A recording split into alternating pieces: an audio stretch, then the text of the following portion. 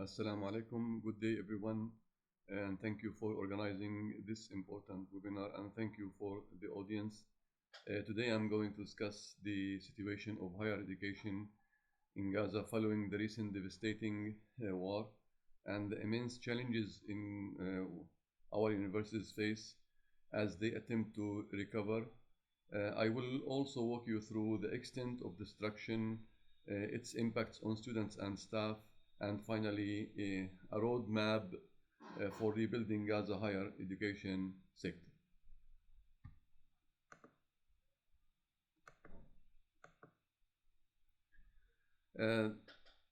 As you've seen the image previously shown, this is the main building of the Islamic University, the administrative building before the war, and this is how it looks after the war. Of course, the situation is much worse now because the university was rebombed again before the ceasefire, and almost 90% of the university building were demolished, as we will see after moments.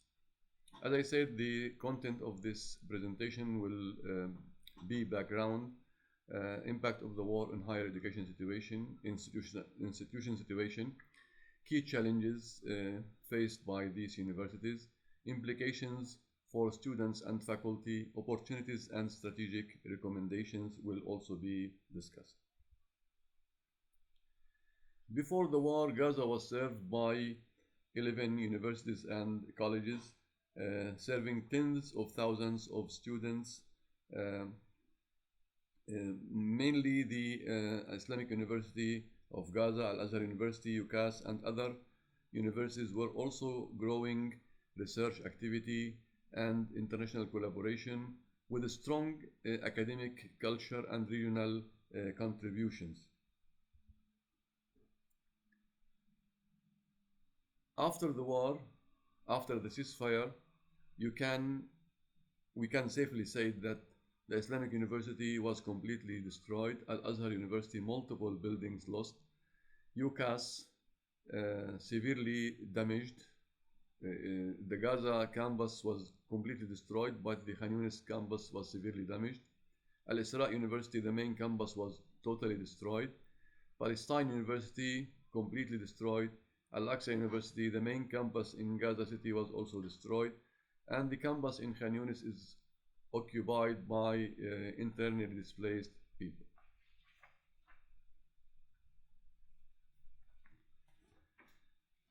This slide shows the victims among students. The numbers are very high. 18,639 school children were killed, while university students, about 1,351. Those are the documented numbers. Some are still missing, and these numbers are on the rise. Number of injured school students, almost 3,251. Number of injured university students, 2,891. While the victims among the educational staff was also very high. University staff killed 241, 72 of them from the Islamic University of Gaza. Number of school teachers killed 792. Number of injured university staff members 1,481. And when I say injured, some of them with severe injury, disabling injury, so that they can no longer function as a faculty anymore. Number of injured school teachers 3,251. As if the educational sector was really in purpose targeted through the destruction not only of buildings but also for destruction of faculty and students. The total number of university buildings that were completely destroyed are 63. As I said, 72 employees were killed from the Islamic University, both academics and administrative employee. At least 584 students were killed. Many of them were my student, and one of them was a master student who is on the edge of finishing her master thesis.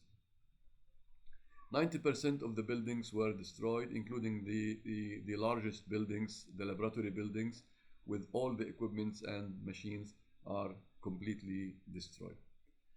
The remaining 10% are not safe or not as they has been before, but they were badly damaged but can be reused.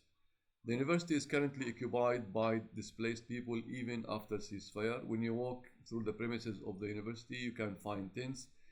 The buildings that are still standing, but of course they cannot be occupied, but because there is no place to go, many families are occupying these buildings. Some of the faculty members whom we lost during this war. On the left side, Professor Sufyan Taye, who was at the time the Islamic University president, and beside him, Professor Muhammad Shper, an ex-president for the university for 12 years, a fine microbiologist. Dr. Sufyan is a very fine physics specialist. He was ranked for several years on the top 2% of the world scientists who are doing well in research. Below is Professor Taysir Ibrahim. He was the Dean of the Faculty of Sharia and Law. Professor Ashraf Al-Judi was also the Dean of the Faculty of Nursing. Rifat Al-Arair, a professor of English literature and a poet. Professor Izzu Afana was the Deputy Dean for the Faculty of Education. Dr. Omar Firwana was the Dean of Faculty of Medicine. Professor Ibrahim Al-Astal was a Dean of the Faculty of Education. Dr. Islam Jamil Al-Tahrawi was also working at the Student Affairs.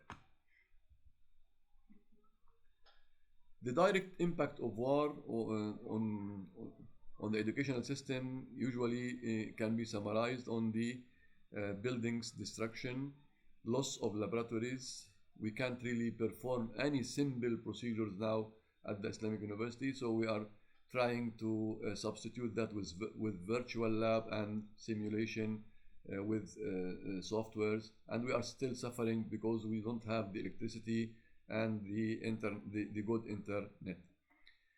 Libraries were destroyed, books, building itself was also destroyed. Digital infrastructures, network was also lost during this war.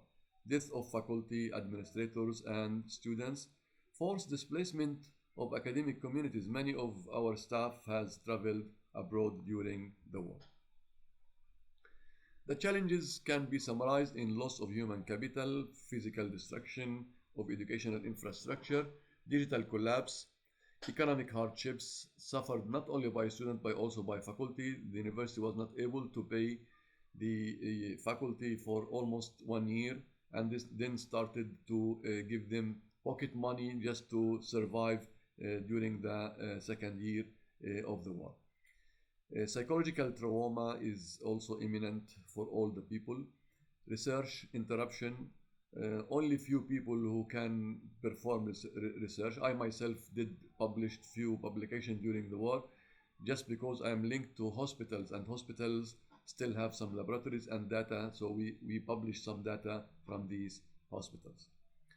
But in general, research was really interrupted badly in Gaza, and in the recent years we were progressing in the research side, and we encouraged the faculties and students to do edge-cutting research and publishing in peer-reviewed journals, which has a very high quality with impact factor, good impact factors. Policy and governance gaps. As I said, we have now lost many of the administrators of the university, so we have that gap. Barriers to international collaboration. Before the war, we were famous at the Islamic University with our collaborative approach with many European, Arab, and Palestinian universities and research centers all over the world. The loss of human capital, professors killed or displaced, student injured, killed, or unable to return to their university, brain drain because of the skilled academic left the country, loss of institutional memory due to loss of those professors and students. Ruined classrooms. We don't have classrooms. We are attempting to in-person to get back to in-person teaching at the Islamic University. We managed to do that for only for few specialties in the university for the first year students, fresh students, so that at least they can know what is a university because they are transforming from high school to university, and they spend 2 years studying through e-learning. We want them to let's say break the ice with their professors at the Islamic University. We still have lack of safe learning environment. As I told you, the buildings are still standing, but they are any time they may fall. The roads are really very dangerous. We have still unexploded ammunitions from the war. So the environment is not really safe in Gaza and for the education especially. Need for temporary learning spaces. We are trying to hire some halls in different areas to make places for our students to study in. Digital collapse, loss of servers and electronic records.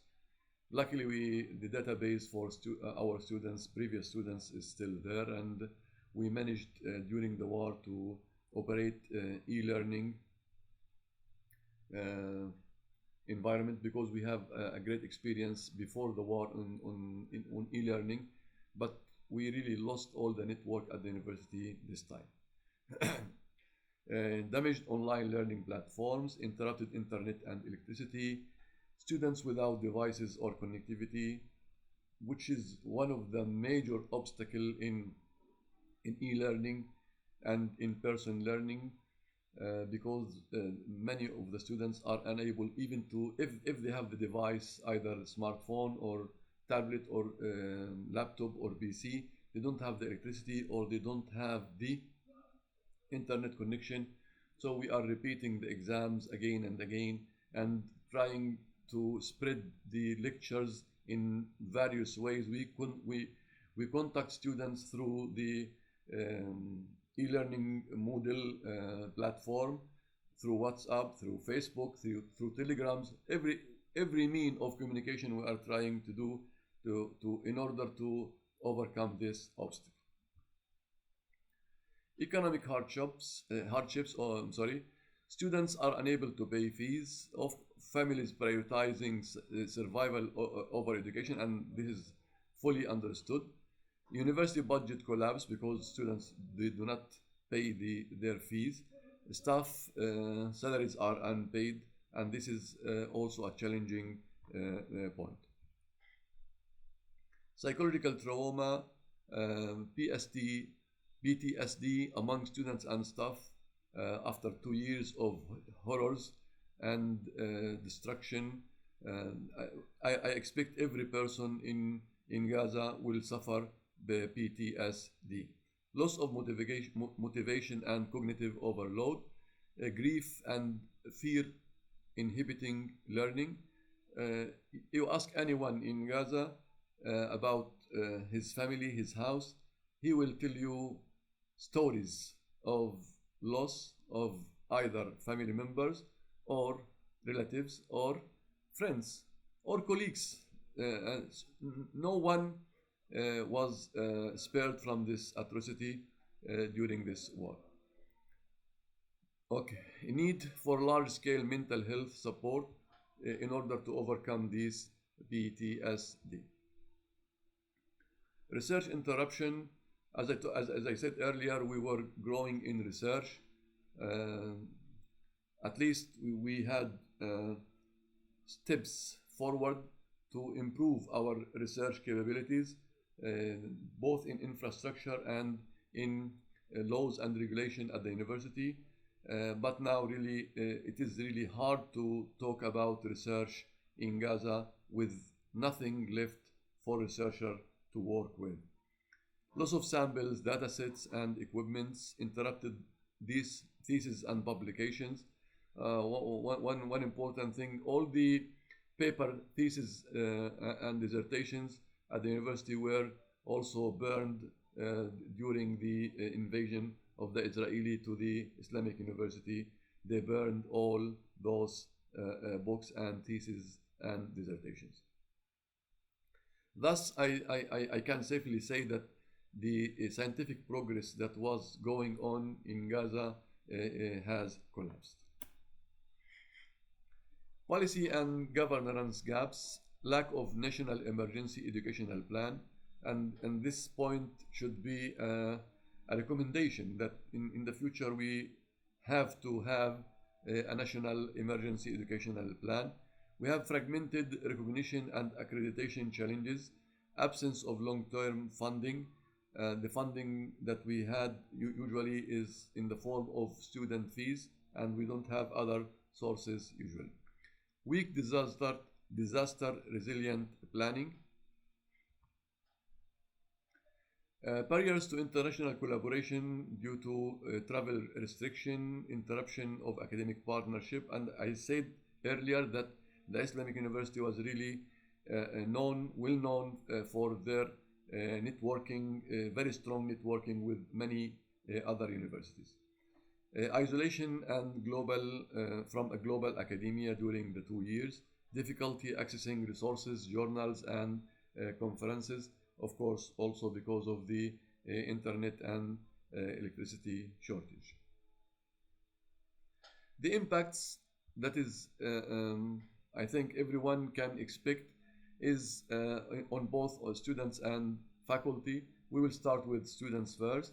Delayed graduation, despite the fact that the Islamic University has managed to graduate 2,000 students during the war through the e-learning, but we know the quality of the e-learning education was not that good as in person compared with in-person education. Loss of academic years, interrupted careers, increase in dropout rates of students who are leaving the university, reduced access for women and vulnerable group, and this is very much expected in any situation that is similar to that of Gaza.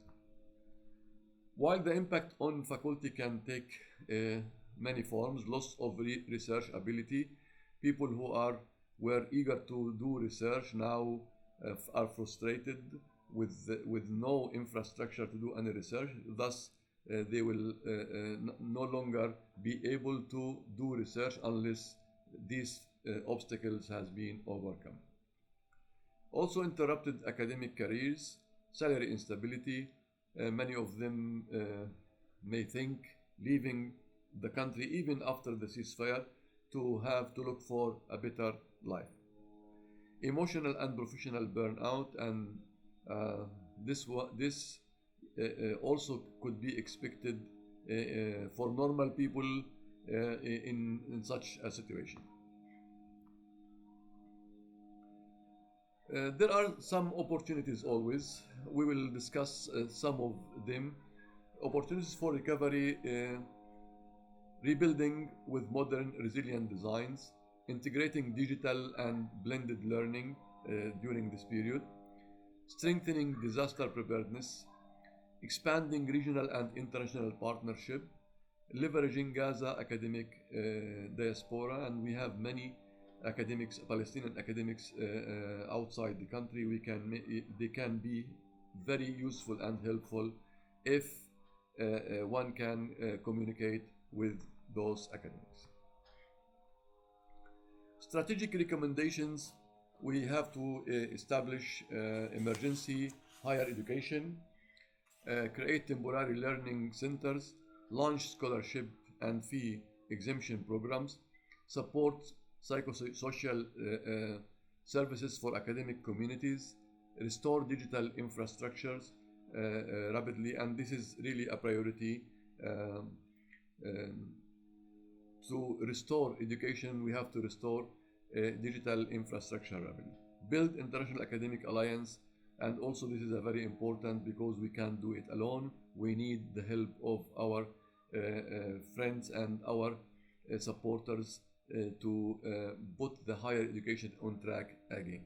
Develop research recovery funds also to improve and restore research capabilities in Gaza Strip. The role of international community could be summarized in few points. Provide reconstruction funding. As I told you, the higher education in Gaza is completely demolished. Only few buildings are there, and these buildings are badly damaged. So the reconstruction should be also a priority. Support academic exchange program for the purpose of improving the capabilities of our academics also, and showing the academic from other countries the how to work in situations similar to that of Gaza.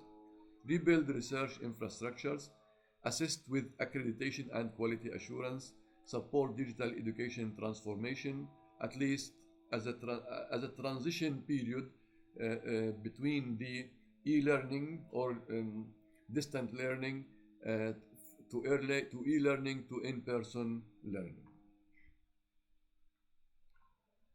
A path forward, a vision for recovery. We need a resilient, modern higher education system, digitally enabled, globally connected universities, trauma-informed learning environment, research-driven rebuilding, inclusion and equity for all students.